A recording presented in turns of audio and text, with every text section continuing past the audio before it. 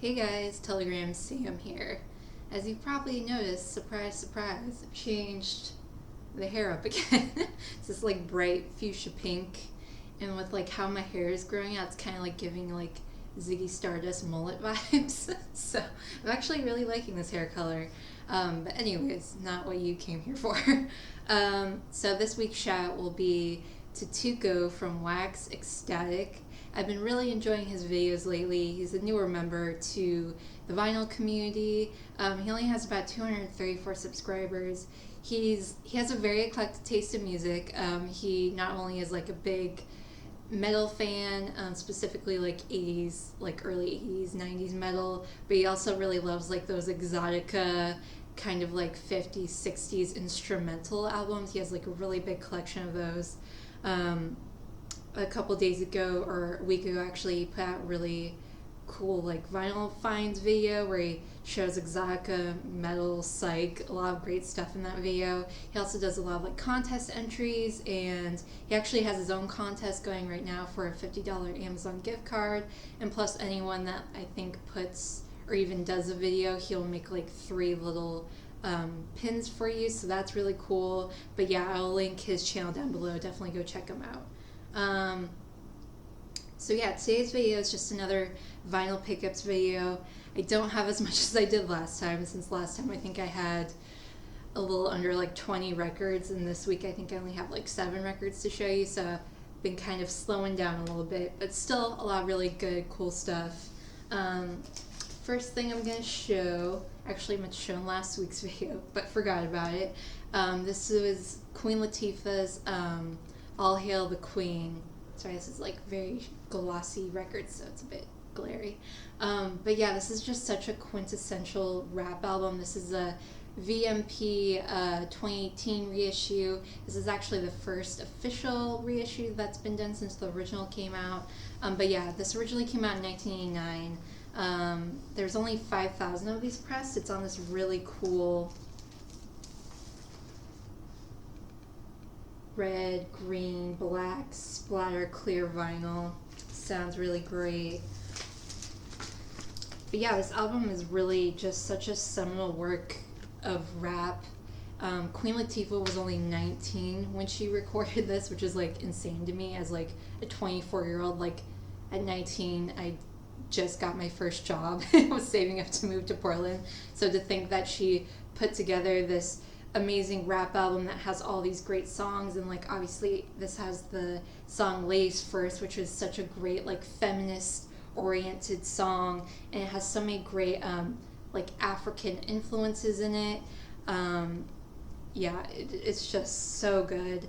I believe these are still available on VMP's website. They weren't that expensive, but there were only 5,000 of these pressed. But yeah, I think it was like $20 or something like that. So pretty cool.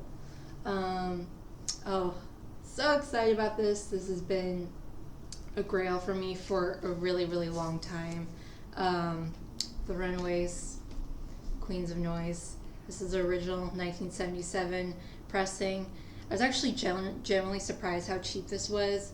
I've always been scared to look this up on Discogs, because to me this is like a priceless record. Like I would have paid like $150 for it, but to find out that this was like $30 and some change was kind of insane to me. I mean, bonus, great records for cheap, but this is just such a great hard rock, metal, glam rock, punk album. This like changed my life for me. I remember finding out about the Runaways through the movie that came out in like the early 2010s, and just becoming obsessed with them. And this is an album that I just always used to listen to on YouTube. Like the song Neon Angels on the Road to Ruin is such a heavy song, and like the guitar riff is so heavy. Same thing with Johnny Guitar. I love that song. Just like every song on this is just a slam out of the park. But yeah, this was the Runaways' second studio album. The interesting thing about this one is that during the recording of this, their crazy manager, Kim Fowley, they didn't really have a good relationship with him at the time, just because he was just becoming really erratic and controlling and kind of want the whole like the simpler the better, but like they were like growing in their sound, and they just wanted something better than that. So they actually got Earl Mankey, who famously worked with the Beach Boys, to produce like 90% of this album.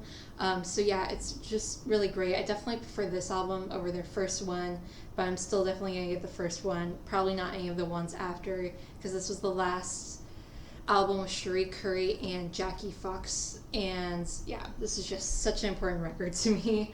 And it came on this classic Mercury label. I love that label. But yeah, this is really clean. It was actually still in the shrink when I got it, so super happy about it. I got it last Sunday, and I woke up like really early, and at like 7 a.m. I was like blaring this, and I was like, I bet my neighbors hate me right about now. Next we got something a little bit more modern and contemporary. The next two are actually just came out within the last year. But this is Mac Miller's Circles. This was his posthumously released record. That's how you say that. But yeah, this came out last year. This was his sixth studio album. He was actually working on this album when he died in 2018. In high school, Mac Miller was like pretty big. Everyone kind of listened to him, and even though like I wasn't really into it, I still loved his work. I loved Swimming, the last album he released before he died. I was actually planning on to go see him when he was supposed to go on tour, but you know, a couple of months before that tour was supposed to start, he unfortunately died of an overdose, which is so sad because he was so young. I think he was 28, which is insane to me. But yeah, I saw this on a lot of people's list of like the top greatest albums that came out in 2020, and I just saw it for really cheap on online, and yeah, it came on these really cool. It's a double LP on this clear vinyl. Not anything cool about the label. It's just a kind of basic Warner Brothers label. But yeah, I would say it's not my favorite of his. Swimming Pools is definitely still my favorite album by him. But it's very diverse. It's, you know, there's some songs that are straight up hip hop, some songs that are just lo-fi, some songs that are like kind of R&B, some that are kind of like that mumble emo rap, which I'm not really that big of a fan of, but it's still very interesting and diverse. And considering, you know, all that's happened with circumstances surrounding the record, it's just really great, and I think it's like a good note to leave his career on. So very happy to have that in the collection. Next we got another release that came out last year. This is Joji's Nectar. This is an Urban Outfitters exclusive. It came on this really cool, like deep blood red vinyl with these cool custom labels. But yeah, for those of you who don't know the history of the artist Joji, he originally was kind of like a troll and YouTube personality in the early 2010s. He did a lot of these like comedy sketch videos as the pink guy. But yeah, that's how I kind of got introduced to him. And then like the mid 2010s, I think 2015, 2016, he decided to stop doing, you know, the whole YouTube trolling thing and decided that he was going to start making music. And I was like, oh, this is probably going to be bad. It's probably going to be like all those other YouTubers who think he can sing, and it's just going to be really bad. But he's actually really good. I would describe his music as sort of hip-hop, R&B, neo-soul. He has a lot of great backing samples and music. There's even some songs on here I would consider like alt-rocky, kind of similar to Mac Miller's album, where it kind of goes in between a lot of genres, and he touches a lot, dips his toes in a lot of pools essentially. But yeah, this is a great record. If you're into like, you know, just newer hip-hop, R&B, soul stuff, I think it's definitely worth checking out. But yeah, Joji, classic. It also came with this cool like plastic cover that has, you know, his name and the album title on it, so it's like a cool little slip cover. And of course, it's not going to work for me that I'm filming it, so we'll just set that aside. And then these next three I just got this morning when I went to Everyday Music. So I was at work the other day and I kind of had some time to kind of step away from the retail floor and kind of do some stuff by myself in my office. And I was like, who I haven't listened to in a while? Motorhead. And so I looked up their radio station on Spotify. I was listening to them and I was headbanging. I caught myself a couple times headbanging. I forgot how great Motorhead is. I went through a pretty big metal phase when I was 13, 14 when I really first discovered metal.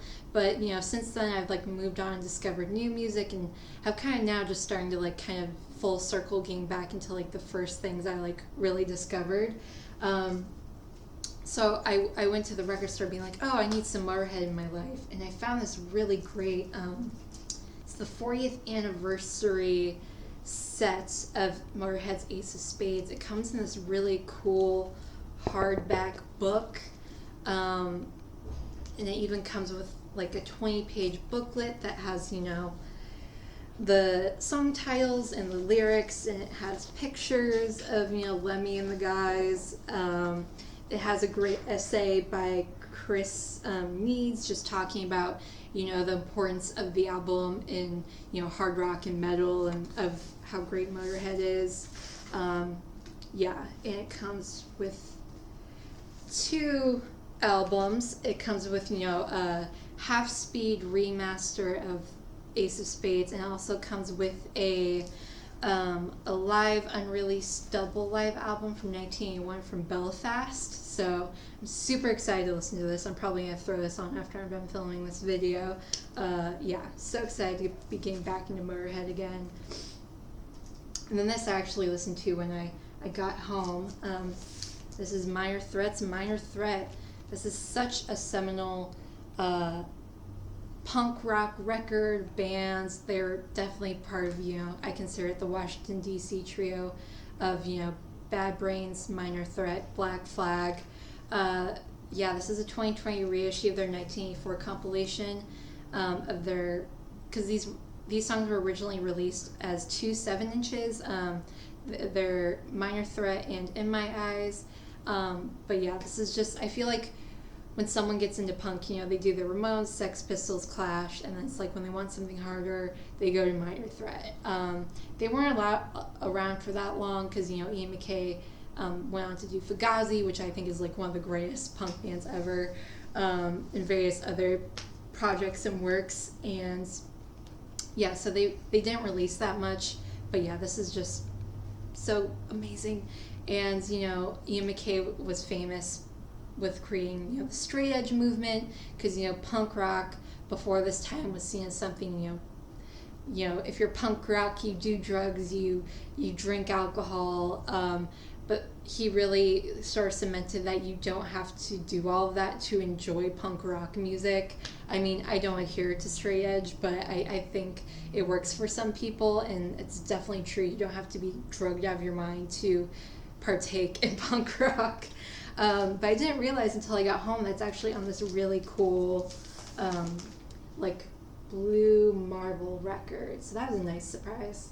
It's really pretty. But I was listening to this when I got home, and it was just bringing back my teenage years of discovering Minor Threat and discovering that whole DC scene and just youth. So this next one was actually inspired by that new Zappa documentary. If you guys have not seen that documentary, I think I watched it on Hulu. I don't know if it's anywhere else, but it's probably one of the better documentaries that have come out in the last 10 years. It's just so well put together. And actually, Alex Winter, who plays Bill, I think, in Bill and Ted's Excellent Adventure, is the director of that, so that's kind of funny.